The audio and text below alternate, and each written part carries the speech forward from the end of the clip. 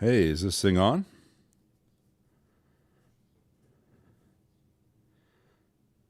Is this thing on?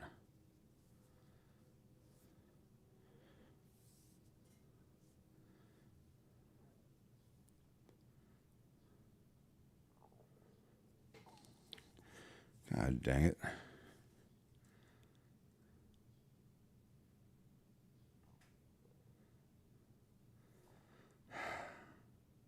Says I'm live. Am I here?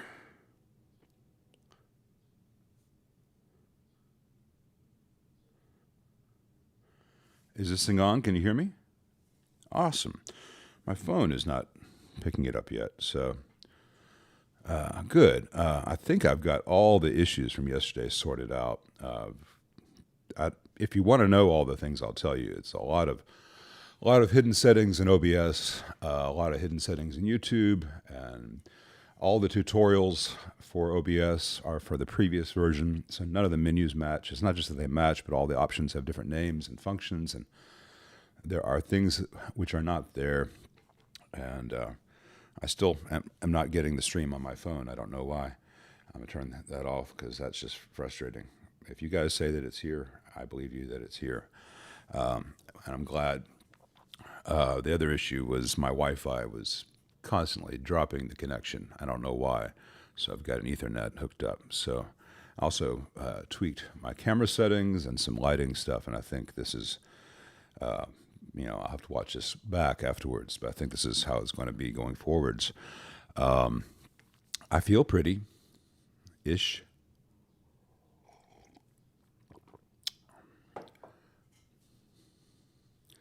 Basil, are we all here? It's hard to know. Let's see if I can do the most crucial thing here, which is yes, I can zoom your comments so I can see what everyone is saying. That's a real nice change from the YouTube thing. Excalibur project is on hold while I sort out some supply things. I think once I get these supply things ironed out, I'll be able to move forward in some better ways than on the two prototypes. But it's been frustrating. Let's put it in perspective. This is all caused by changes in the industry, caused by changes in the supply chain, caused by issues with COVID.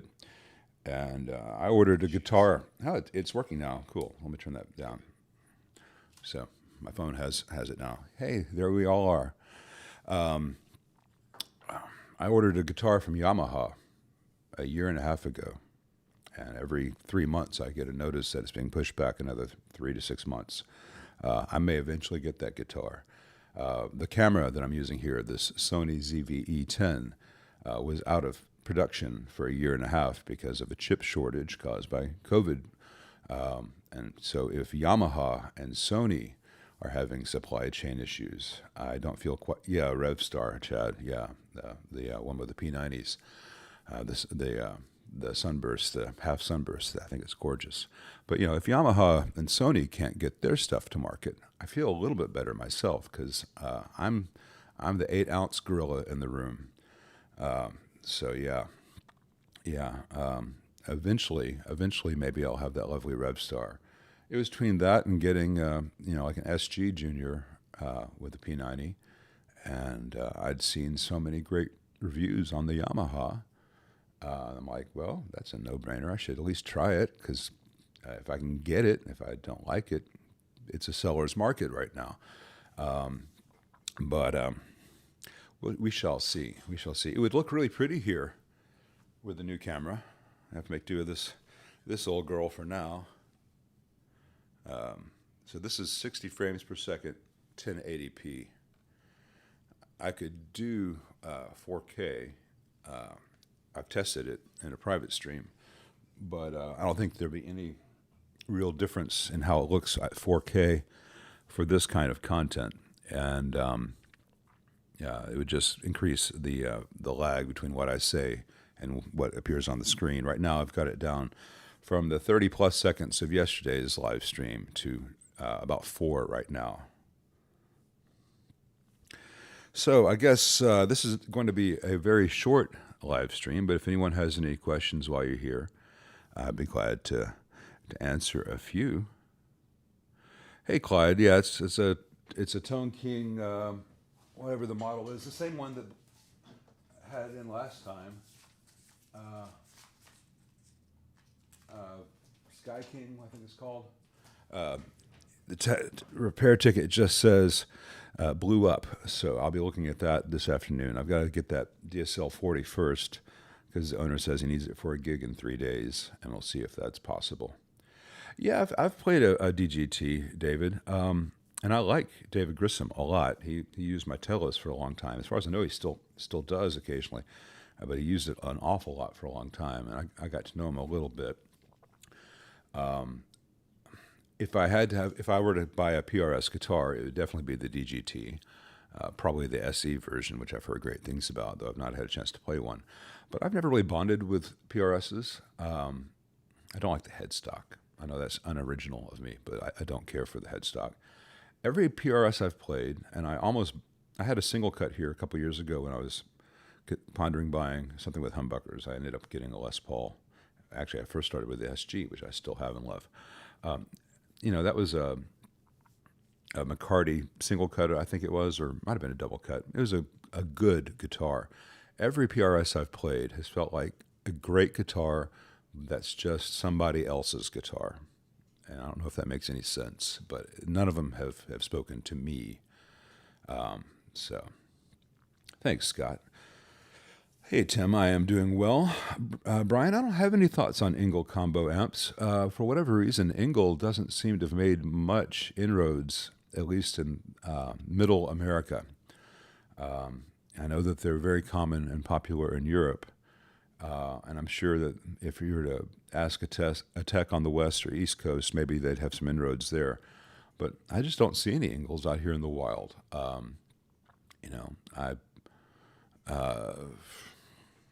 I'd like to see one.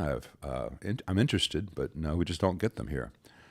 What is the true meaning of life? Well, if you ask Woody Allen in Love and Death, you'd get an answer which would kind of be a preview of all his legal woes since. Beyond that, be nice to each other, eat your greens, wear more hats.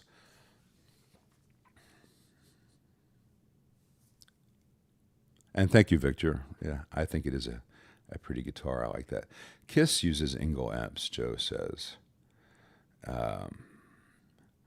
Well, I'm not sure how much of what comes out of the PA at a Kiss concert these days is actually played live. But, it is a show.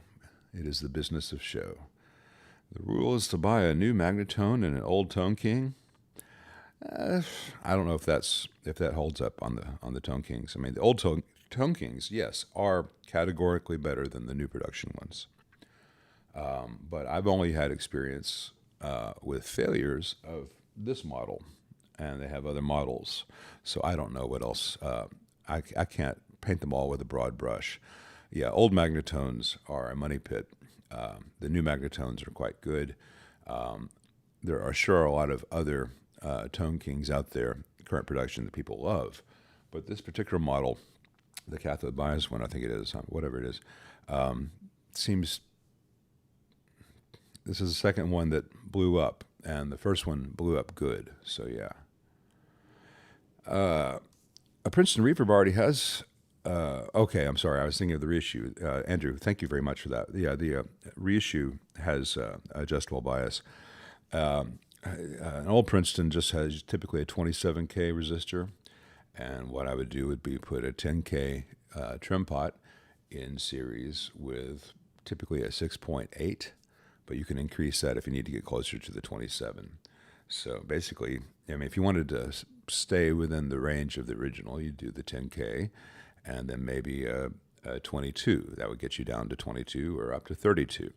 But you may need to go down to 18 or 15, or even, I'm sorry, the 6.8 was a deluxe reverb, not 6.8, but probably 18 to 22 in series with a 10K pot would get you there.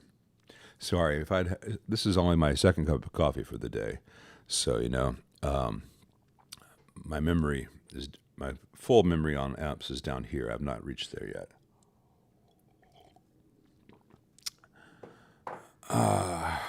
I don't.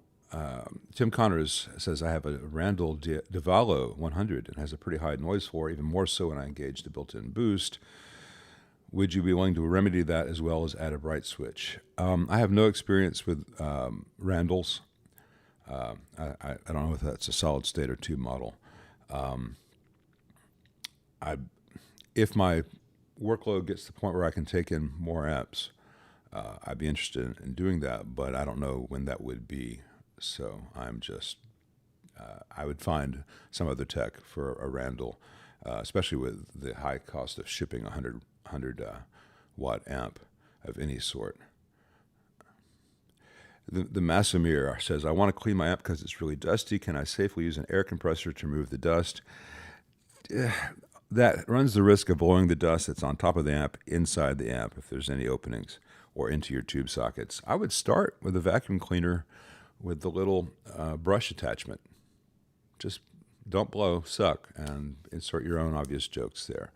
But yeah, I will take an amp outside and bring the vacuum and vacuum the majority of it out that way.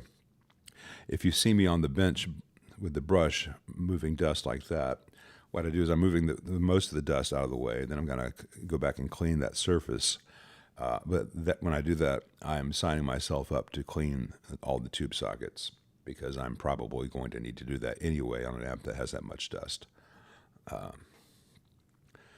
Jimmy Joe, the article that Brad sent you is a great article on grounding. And if you were to go back and look through my, I've got some videos on grounding, and I show a Marshall. And that was intended to be a series where I then show Fender and show some other ways of doing it. But time has not allowed that for whatever reason. I've just been busy.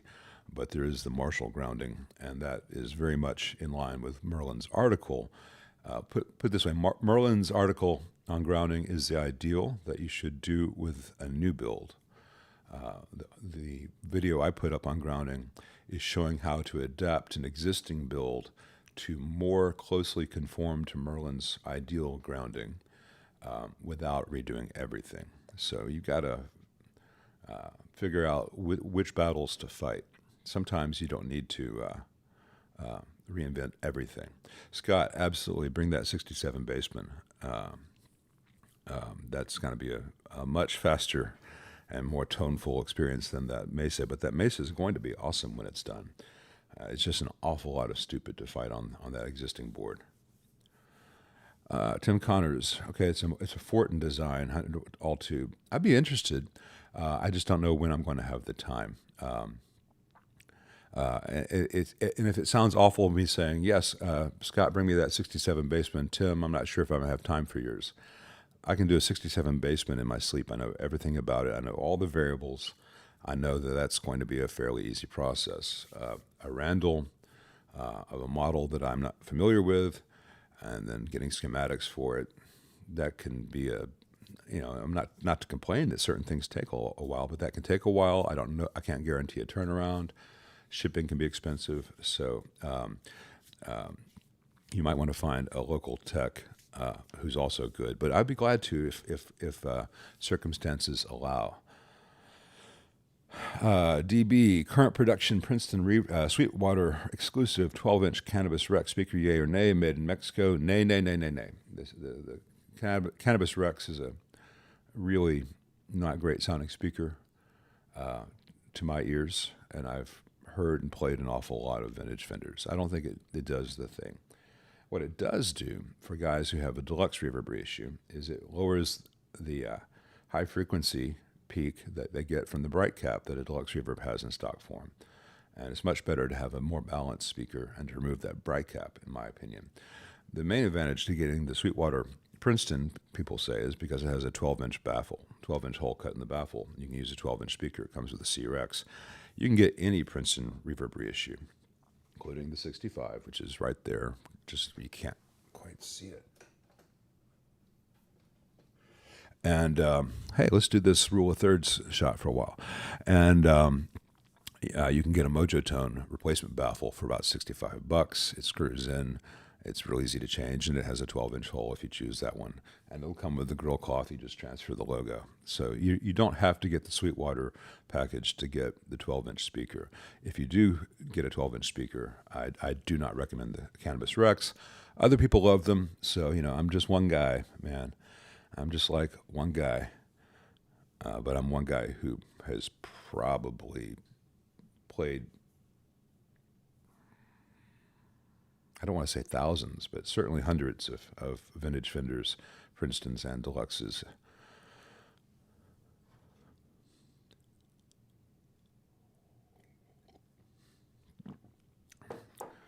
Echo says, I need a copy of the output transformer. I'm in contact with a very good company, but did they tear apart my original output transformer, or will they go through some tests, or they go through some tests only? I don't know. I'm trying to remember, Echo, what amp that is. Okay, I didn't miss it earlier where you said what kind of amp it was. Whether they just do measurements and then find you a suitable replacement, whether they take it apart to see how it was built, it's going to depend on the rarity of the old part, the scarcity, and what's known about it. If you have an old partridge that's an obscure model and it's dead, and you want something exactly like it, they really do need to take it all the way apart to see how the laminations were done, et cetera, et cetera. However, if you just say, hey, this is what my old one was, and it doesn't work because it arcs, but it's still measurable, they can say, okay, it's got X primary impedance, Y secondary impedance. We can run some voltage through it and calculate the turns ratio, and needs to be 50 watts. And okay, this model that we have is really, really close. That would be a good choice. So you'd have to contact to the very good company to get more details. Hey, Antonio, he installed the Fromel mod on the Deluxe Reverb. Still has some tremolo tick. Amp sounds better. Didn't fix the noise floor, which seems higher than usual. Amp is 9 years old. The Fromel mods don't fix what's wrong with the Deluxe Reverb issue. They just introduce new potential issues with construction. If you wanted to get the tick out of the tremolo, there are two things. You need to first put a 10 nanofarad or 22 nanofarad 500 volt or higher cap across the roach from the eyelet where if you're looking at it from the top with the knobs facing away from you, from the one closest to you on the left to the one farthest from you on the left, not across the ones on the right. And that will de-tick the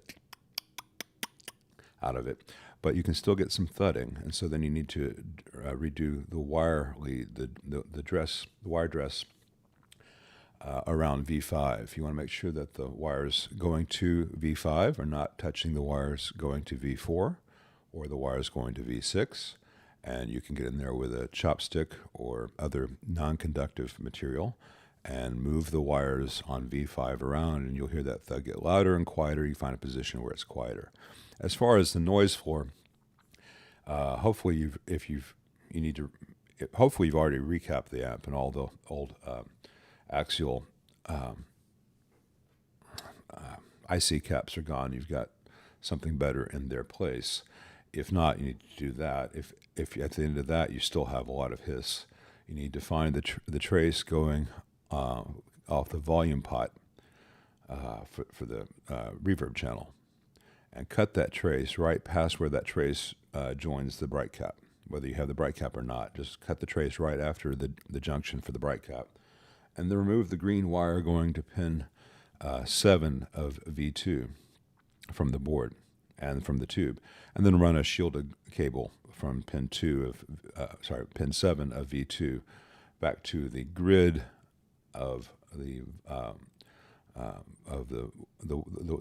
the wiper of the volume pot, and then shield the ground right there by the volume pot, and that reduces noise a lot in those. David S. says, does using DC heaters make a substantial difference? RE noise floor, it does. It can lower the noise floor dramatically. It's not the only way to do it. You can also do a DC elevated reference, whether that's a full node creating DC just for that, in which case you want about 50 volts, or in a cathode biased amp, which has the cathode at 10 to 20 volts, you can just reference to that and get a free one. DC heaters are fantastic if they're designed well. They're usually easier to build into a new design than to add to an existing one, though it is possible.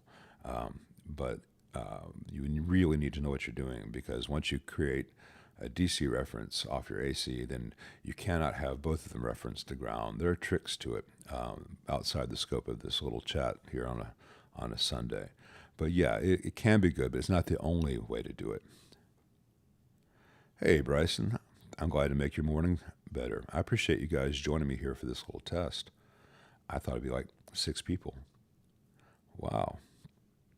I'm popular. Yeah, WGS. I love the G12 C and the ET65 in Princeton, if you do have a 12-inch. Jimmy Joe, I don't. I'd have to know the model number. I've only worked on one Oahu, I think, and it was built by Airline, and I believe it was not a good amp. It sounded kind of cool, but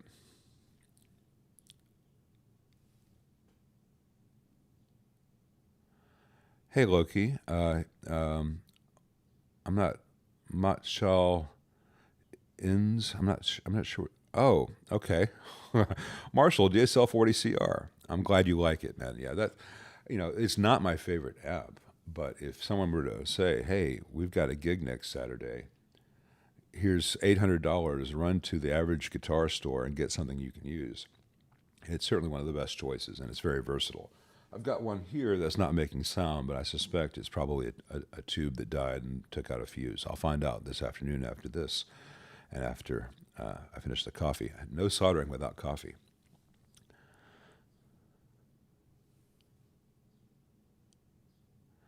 Dan MC, I don't know whether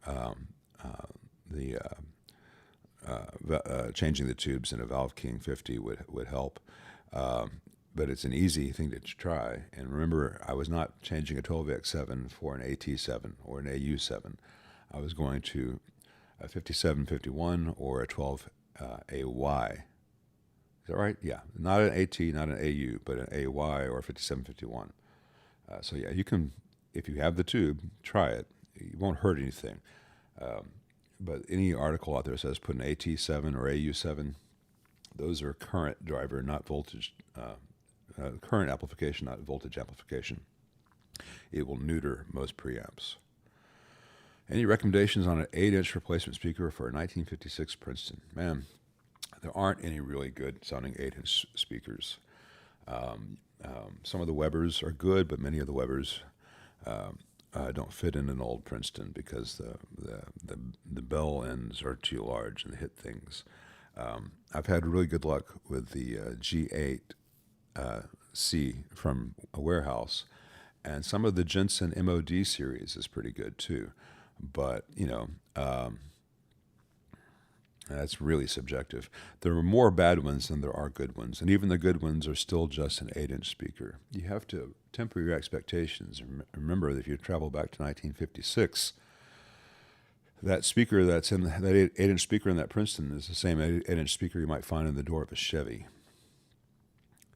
Hey, Chase, thanks very much for that, man. I've not worked on a Synergy amp. I need to ask Bruce if I could give one a shot. Let's see. It's scrolling. Scroll down on me. I'll tell you what, guys, I've got a whole bunch of stuff I've got to get to today, as you can see behind me. So if you could stop asking questions, I'll try to work through the questions that have already been asked, and we'll wrap this up, because this was just a little impromptu tech test of all this stuff. Love to Rock, if you're in Memphis, yeah, you can drop it off at Martin Music, and we'll take care of it. If not, contact me or contact Dave. Dave does excellent customer support. and we'll get it figured. I don't think the Invader 50 is still made, Nick. It'd be fine with both those amps if you can get it, but I don't think it's made anymore unless they've brought it back. Techs in Southeast Michigan, I probably do, but a lot of times I'm on a tech group. It's kind of a secret squirrel. First rule of tech group is don't talk about tech group. And in there we have a map where everyone's located. So I could go on that and look at around Southeast Michigan and probably find someone. But off the top of my head, I don't. I'm not thinking like, oh yeah, George is there. Actually, Bruce Egnator is in the Detroit area, I believe. Find Bruce Egnator on Facebook and ask him who he recommends. He might be doing it still, but he'd probably know the guy. Princeton, Kevin Glover. The Stokes mod works better than the Paul C mod, I find, personally. Nothing against Paul C. I do the same thing as what the Stokes is with some different values. And what the Stokes does is it, in a Princeton, you've got an unused filter node. You've got the screen node, and then you've got an 18K resistor, and then another filter cap, which is not connected to anything at that junction. And then another 18K resistor, and then another filter cap, and the phase inverter and preamp are on that node. What that mod entails is powering the plate resistor for the phase inverter from that unused node rather than from the one that preamp is. Once you do that, you don't want 18K and 18K. You want maybe like 4.7K and 27K or 22K and 6.8K. It gives about the same amount of drop, but you're just getting a much higher B plus for the phase inverter, so you have more headroom. And you also are getting a lot of it's nice to decouple your preamp stage from your phase inverter stage. There are some other things you can do there, but I think that gets a little in the weeds given the time we have today. But that's what I do on the ones that come in. I do a little bit more than that, but that's the crucial bit. Dr. Paul, oh yeah, I'm looking forward to eventually getting that Rev Star. You got the Pro. I'm getting is the Pro the Japanese one? I'm getting the standard, the middle tier, where it's still made in Indonesia, but it's got the carbon fiber rods and all that fun stuff.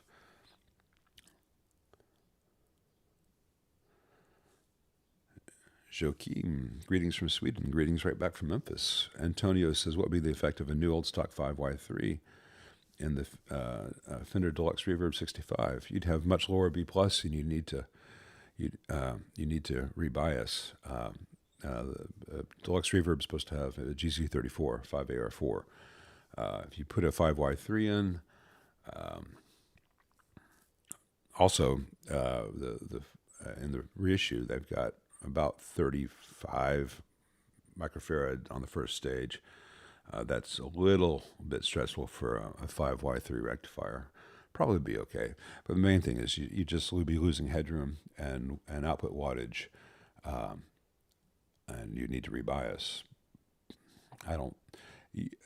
If you've already bought a $200 tube, you're going to think it sounds better. But objectively, it probably doesn't sound better. And there's a reason that it's supposed to have the other rectifier tube. Hello.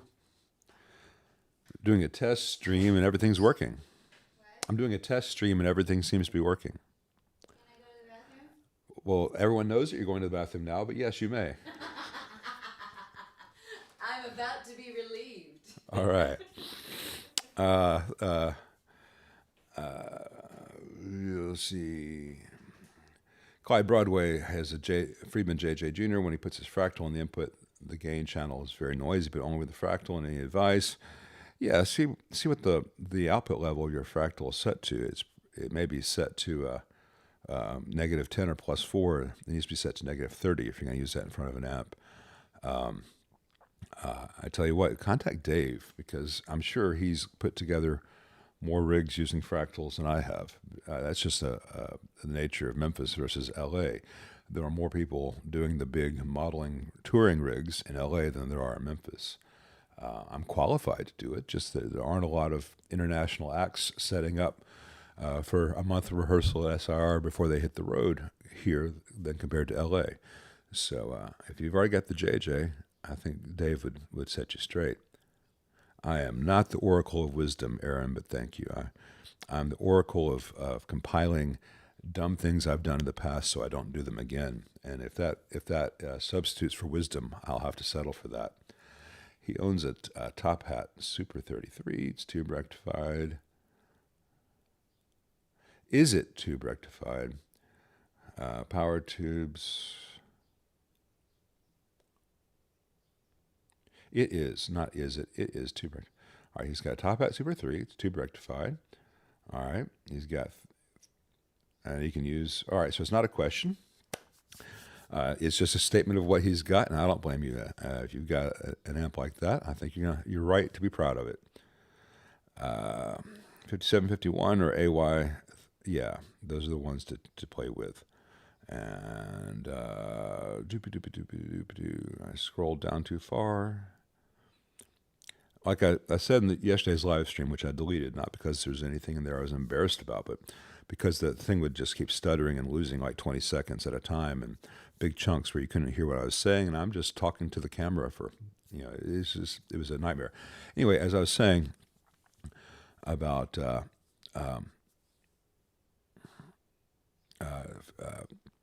changing tubes and stuff, damn, I forgot where I was going with that.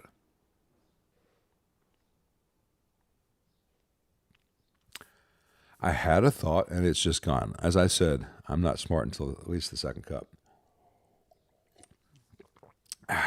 Sorry about that. Maybe it'll come back to me. Any thoughts on improving the Fender Concert, like the Concert 2, for better tone and reliability? Yeah, Brent, I did one video on that, and people were constantly asking me if I can do that to theirs. I'm not going to do it again. It was way too much work. It was very, very expensive. You basically have to redo the entire circuit to make it usable. And I did it for that guy because he loved that amp, even though it sounded horrible in stock form, and he just wanted to have all the work done. So against my recommendation, he had me do about $900 worth of work on it. And it sounded great.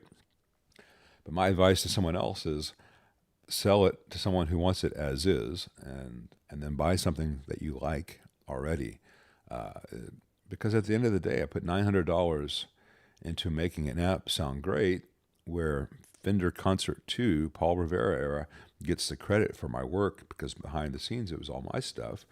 And then, if he sells it, he's not going to get that money back. It was, I did it against my better judgment, and I won't do it again.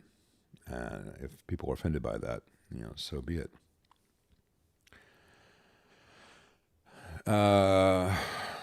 Yeah, the DSL-40 sounds a lot like the JCM 2000 models. I mean, they're not exact, but yeah. If you liked your old DSL-100, the DSL-40 has some very similar sounds. Difference being the DSL-40 won't have the bias drift issue, and the board won't become conductive. And, Marshall should have been shut down by a class action lawsuit for the DSL-50 and 100 and TSL-100. The old model. They have a new one called the DSL 100, which is a totally different amp than the 90s, 2000s lawsuit model. Should have been a lawsuit model. And EF86, how do I reduce the power, get more distortion out of this amp with replacing the tubes? I'm not sure what your question is there, man. If you have an EF86 amp, you want more distortion, you turn the amp up. If you want to reduce the power, you turn the amp down. Some amps will have a master volume. If you have an amp with an EF86 and a master volume, you can reduce the power by turning the master volume down. Turning the preamp up will give you more distortion. I think people buy certain amps expecting them to magically make them sound like player X or player Y or a certain vibe. And, sometimes people buy the wrong amp for them, but they've invested so much into the thought of what this thing is that it's hard to say, this just doesn't work for me. It doesn't work for everyone. Haggadis says, hi, Lyle. Hope you're well. Bought a Bartel Roseland. Oh, so nice. Sounds great. Do you have reflections on Bartel's designs? Yeah, Mark does phenomenal work. And if you look inside the stuff he's doing now, it is literally works of art where he makes his boards and he sculpts them. They have like chamfered edges, and he 3D prints components so a little nylon post is screwed to the chassis here, and it comes up and has a hole in it, so one wire can pass through it this direction, another hole, another wire can pass through it this direction, and at top it's got a little electrical connection for two wires to make a junction. I mean, he's doing insane high-level stuff. It's all brilliantly laid out. It's hideously expensive. I would love to do that work myself. I don't have a 3D printer. I don't have a CNC machine. I don't have the $50,000 worth of tools it takes to do work at that level. I mean, I do all right with what I've got, but yeah, he's doing next level stuff. I mean, someone who works at NASA would look inside a Bartel amp and go, "Damn, we can't do that." So there's my endorsement, Mark. If you want to send me one of your amps, always glad to put in a kind word. Would I want to use a AT for a phase inverter? I have a balanced JJ-AX7 in there at the moment. It depends on the amp. Voxes and Marshalls typically run an AX7. Fenders typically run an AT.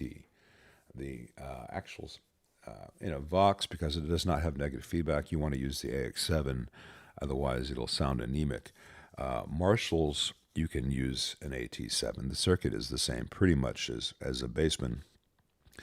It won't hurt anything. You will lose some gain. And in a traditional Marshall, a JTM45, 1987 and 1959, a lot of the overdrive is coming from that phase inverter. So while it is safe to use an AT7, the amp will lose a lot of oomph compared to an AX. In a Fender, which is designed to have a clean output stage, I do recommend the AT7. But if you want to stick an AX in there, it won't hurt anything. It'll just sound...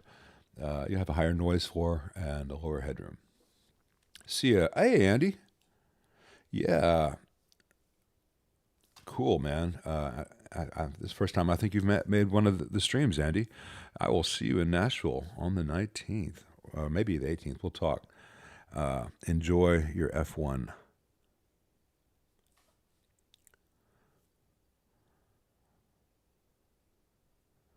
Let's see.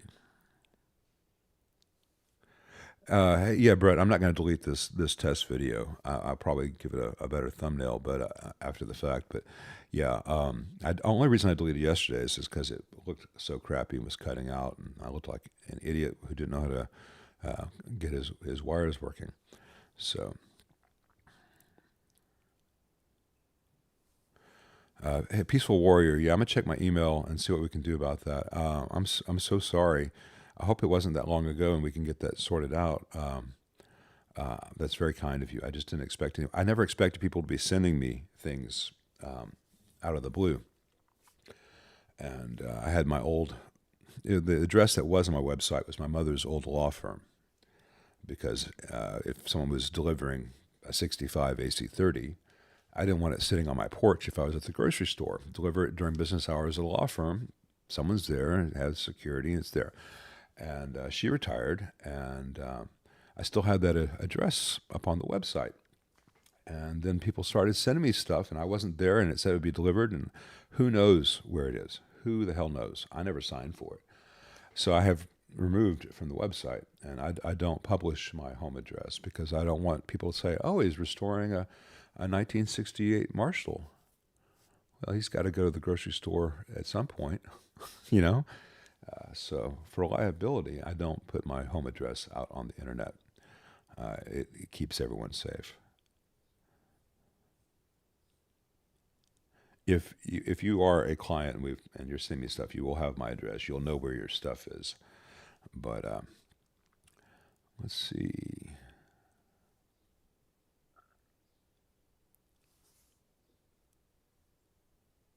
Leon Graves says he bought a first-gen Blues DeVille. Someone put KT66 power tubes in it. Okay. Christopher Sambuco. In general, I like the Vishay 1 kilovolt 562R series.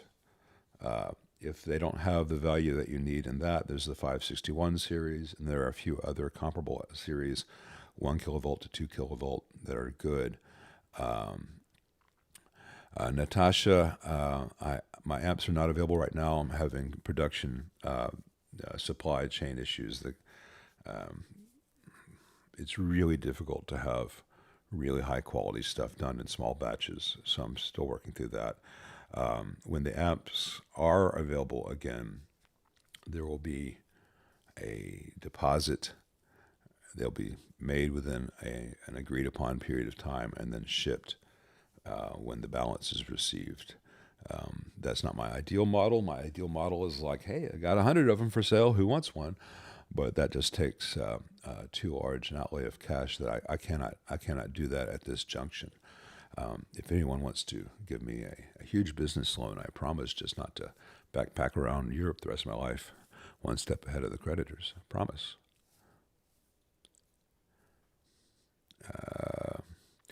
I have a 64 Princeton Reverb that's starting to have a significant noise floor. Can I try new tubes on my own before starting the months-long journey of getting it repaired? Well, Jerry, getting a 64 Princeton Reverb should not be restored, should not be a months-long journey. That should be a 2-week process, including having parts shipped. There's not a lot to a 64 Princeton Reverb, but you should not do anything until a tech at least looks at it, because you can throw tubes at it, it might fix the problem. But if it's from 1964, even if it was recapped in 1982, every electrolytic in there is old, and you really don't want it to get to the point where you have a full short and things burn. Most techs would probably do a diagnostic fee of $50 or so. Just open up and say, yeah, that cap's bulging, don't do that. Look at all the cauliflower coming out of this one. Or everything looks okay. You can change the tubes and try it. But you really, that amp's going to be a million times better with fresh electrolytics all around, new grounded power cable. At that point, tubes are the icing.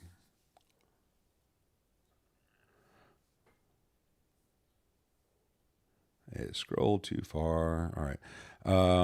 G-Town Blues. The shielded cable I use is not actually tan. It's gold, and it's kind of transparent. You can see the gold jacket to the braid underneath. And I get it from Apex Junior. It's surplus mil-spec stuff. It's a coax. It's not 174. If you look on his site, it's like RG 174 or whatever the number is, that there's 22 gauge center conductor, then a Teflon jacket, then a nice braid, then a transparent Teflon shield. It's really good stuff, and I buy it like 200 feet at a time, and every time I need to order more, I've got to write down what the number is to get the 22 gauge, because you don't want 26 or 28 gauge interconductor. It'll break. You want 22 or 20. 22 is easier to work with. Thanks, get the lead out. Loki, I don't have a favorite amp. I have several, but early 60s AC15, pre-68 AC30, say a 66 Vibrolux reverb or a super reverb. I love the Deluxe too. I think the Vibrolux just edges it out. 58 era Bassman or Twin or Deluxe, and there are certain Marshalls which I absolutely love. Typically around 68. After 69, the high treble gets too bright, and I like the late 70s low B plus Marshall, the early 2204s. Friedman does not. They are compressed, which is why he doesn't like it, which is one of the reasons I do like it. So I don't have any thoughts on Milkman. Todd, I have not had one in. Brad had one in, but it was like their baby model, which is tube preamp and a ICE power, Class D power section. And of course, the ICE module died because ICE modules die. If you buy one, expect to have it replaced every couple of years. They're about $120 plus whatever time the tech has to charge you. So that's not a fair way to judge the entire company based on their entry level thing. But I've not had any of the larger ones come in.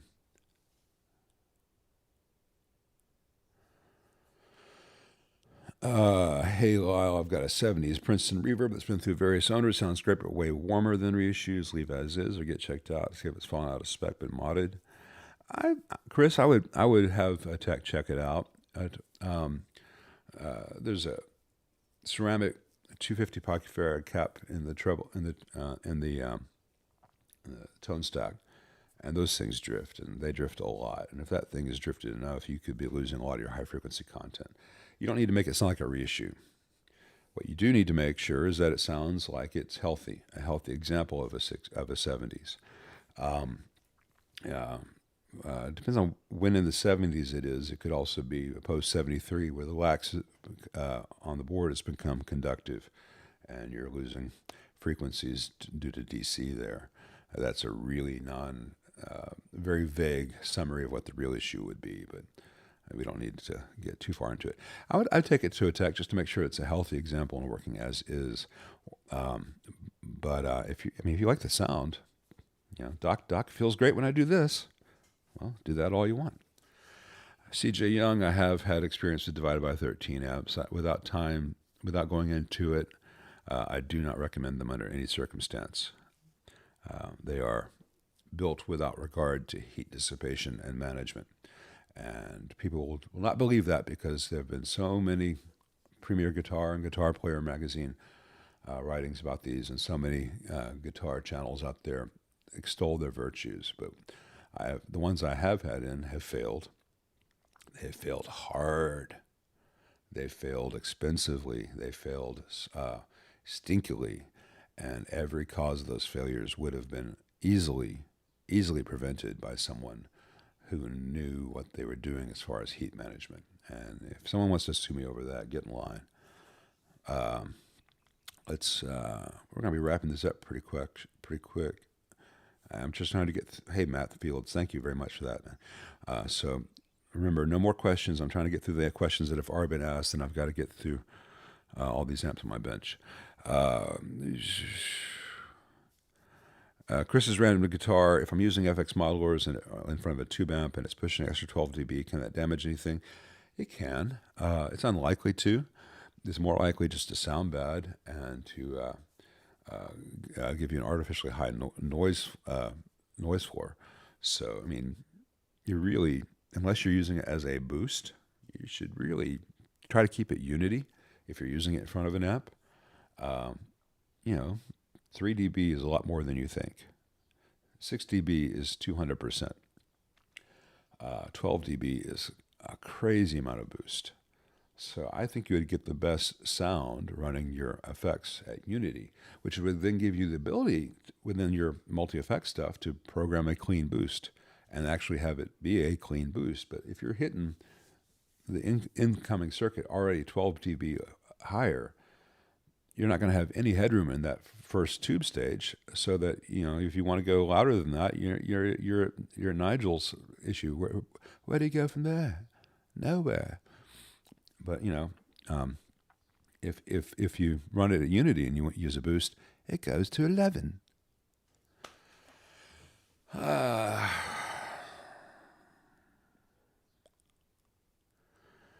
Streaming Corpse Lord, man, I love your name. Looked at my 72 YBA1, got a 3-prong ground attached to one of the transformer lugs. Also, it's wired to the accessory plug with the ground switch. And should you be concerned?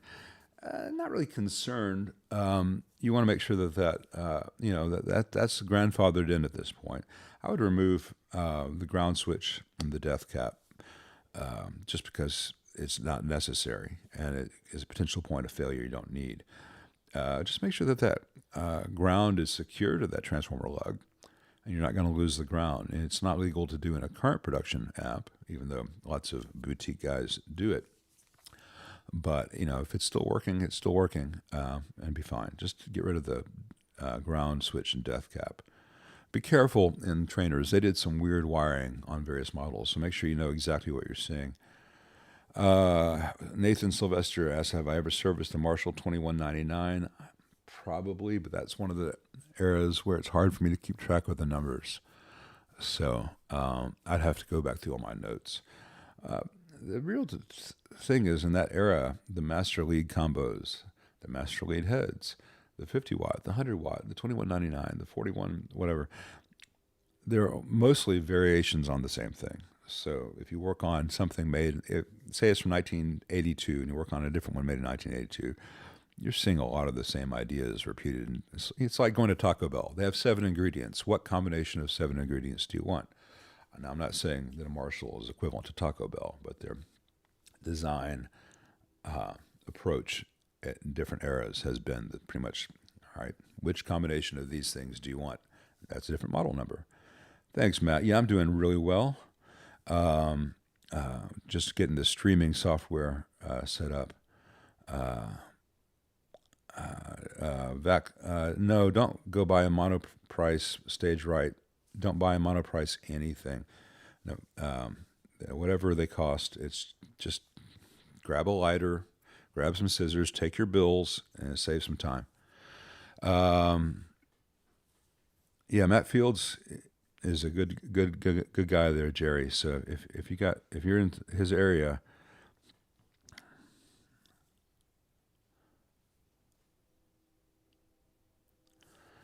What's my thought on Softex 6v6 GT? The tubes are as good or as bad as any current production tubes.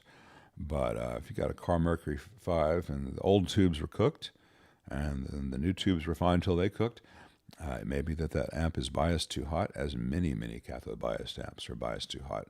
6v6s should not be biased more than 14 watts idle. 12 to 14 is the ideal range. And I'm not saying that the car did this, but if there's a bad cat or a matchless, you can be sure that they're running 16 to 19 volts or more.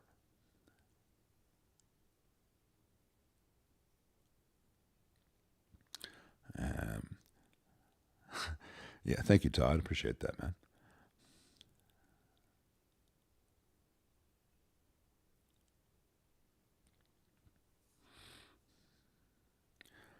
Yeah, on that, I get that amp looked at, and don't just keep feeding it 6v6s. I've only used Charles. I've only done I only had one Swart in. It was Atomic Space Reverb, the 5-watt single-ended thing. Phenomenal amp. Not many people, I think most people in the market are not going to pay that much for a single-ended 5-watt amp, but it was a perfectly executed 5-watt single-ended amp, and because it had a Celestian Blue in it, which is very efficient, it was really going to hang with the 15-watt amp. I was really impressed by everything in that amp. It's just going to be priced out of a lot of people's consideration. Based on that, I imagine other Swarts are fantastic, and I would love to have more come in. But one of the problems with an amp is really well built, as the Swarts are, they're less likely to come in within any time frame. You know, if Fender comes out with a new model with a 2-year warranty, 2 years later, I see a ton of that model. If Swart comes out with a 10-year warranty, I might see 1 or 2 within that 10 years. You're not going to see any in any number until after several years, possibly decades have passed, when something's built really well, especially with a cathode bias amp like that, where the owner can change the tubes. If everything else is fine, you just, every 5 years, you get some fresh tubes. It doesn't darken my door for 20 years.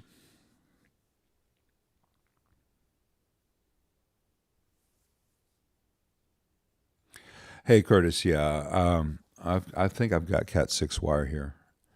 I'm getting incredible transfer speeds now. So I used to do IT work. I used to be an NT network administrator back when NT4 was brand new, and I converted a Navy base from Lantastic to NT4. Ooh, I was cutting edge. We were doing software pushes before anyone else. I'm not accepting outside work yet, but in the coming 2 or 3 weeks, I will be. JJ 6v6 GT are not the best in new tubes and combos. Vox Pathfinder. I hate to be arguing with you, but I have to put out information. I have to say these things for other people. The JJ 6v6 GTs become microphonic if you sneeze near them. I do not recommend them for any combo amp. They're fine in a head, but for a combo, you're going to have a short life, and they'll typically die right after the 30-day return period. I'm sorry. I used to use them all the time. Thanks, Screaming Corpse Lord. All right. I think...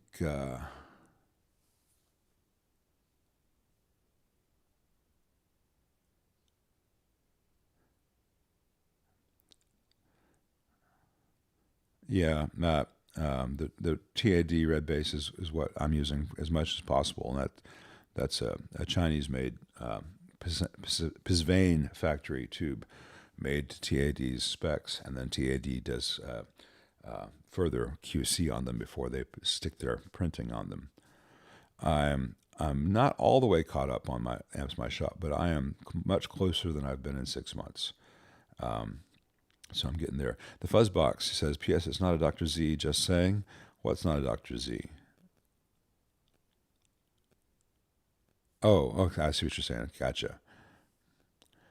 Vox Pathfinder, yeah. JJ, I don't know whether their glass supplier has changed, whether their glass supplier has gone downhill, whether the factory specs have drifted, but JJ's used to be really robust, and now I'm hesitant to use them for anything because the preamp tubes lose vacuum randomly. I've taken a brand new one out of a box, put it in an amp, everything's fine.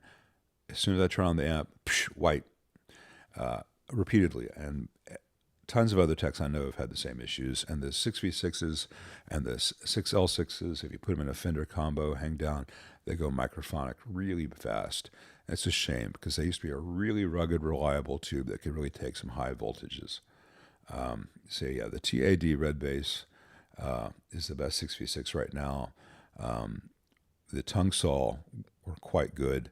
EH for 6v6 were quite good. But the trouble with the Russian tubes right now is between the embargo and everything. A lot of the stuff that was on the market was the dregs, yesterday's rejects, and now they're beginning to trickle in. But those factories, I don't know if the QC has been affected, and I don't personally feel that good buying anything made in Russia right now. And Russia, if that bothers you, you know what to do about it. And I think that's a pretty good place to wrap up this Sunday chat, because the owner of that Marshall needs it back in 2 days for a gig, and I'm going to see if I can do that for him. So thanks, everyone, for joining me. This was supposed to be just a little quick thing, and it's gone an hour. Thanks, Des Vega. Thank you very much, man. So one of the neat things about this OBS setup is I got the streaming delay down from 30 seconds to just about 4. So I'm going to try to do this right. I'm going to try to time it on my end so that I'll have some control of when it ends. We're going to try to end this in 3, 2, 1.